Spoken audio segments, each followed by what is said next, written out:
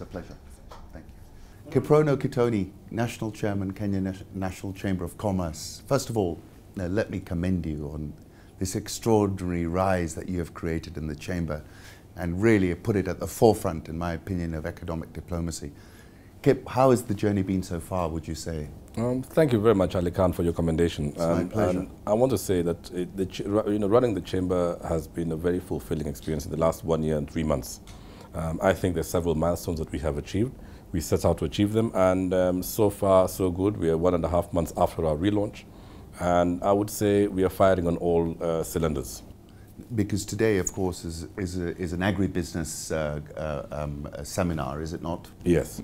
I mean, let me put that in perspective. I think our president, in his abundant wisdom, yes, with his counterpart in Nigeria, Goodluck Jonathan, yes, decided to forge a new alliance, an economic alliance, a diplomatic alliance, a political alliance that would really open up the two countries to each other.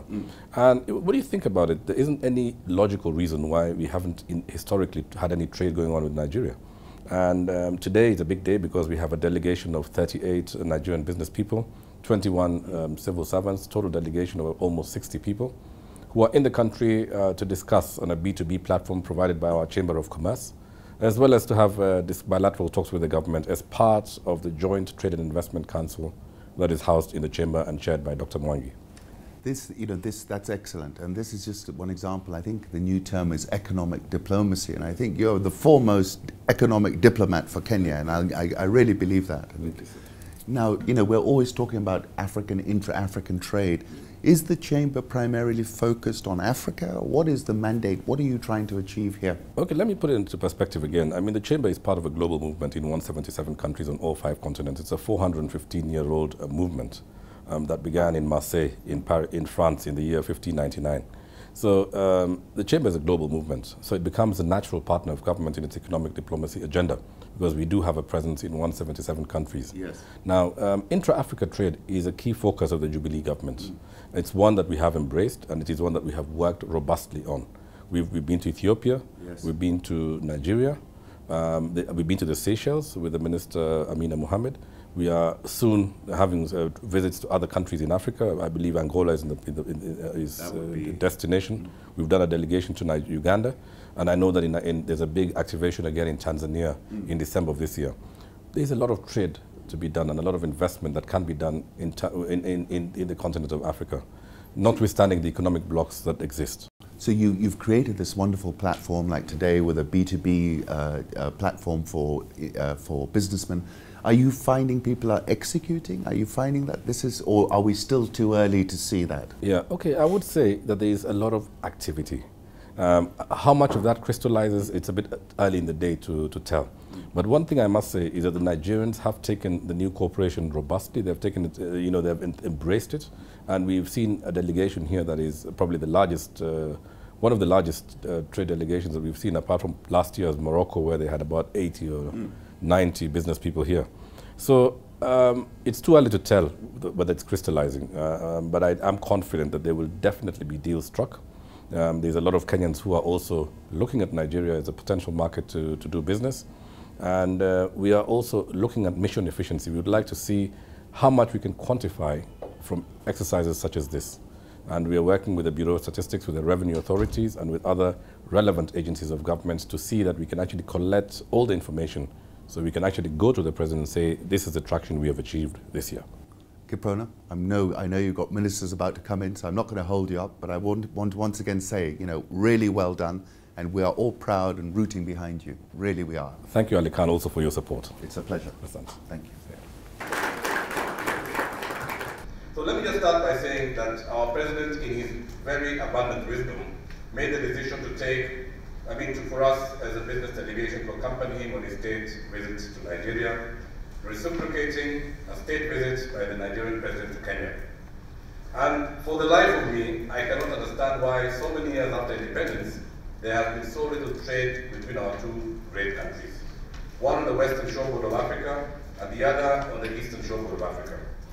And for me, I can give a personal testimony that I do business with Nigerians. I'm involved in 2 companies for the last 7 or 8 years, doing business on a day-to-day basis with Nigerian partners and growing our business across the continent of Africa and in other parts of the world.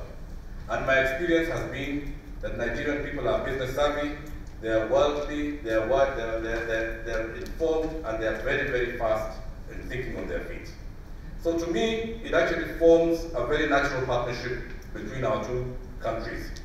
Let me also add that the National Chamber of Commerce is part of a global movement in 177 countries, and we have partnered with the government of Kenya in its economic diplomacy agenda.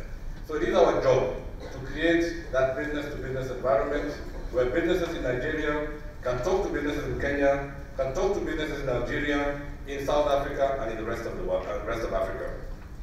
One of the observations that I made when we visited Nigeria is that they import almost everything. And of the things that they import, Kenya has a very small share of that market. So I think this delegation that comes today to visit Kenya presents an excellent opportunity for us to position the products, the manufactured goods, the agricultural products that this country produces to gain access to that very vibrant and very exposed and forward-looking Nigerian market. Similarly, I think Kenya has recently discovered hydrocarbons. We have oil and gas discoveries.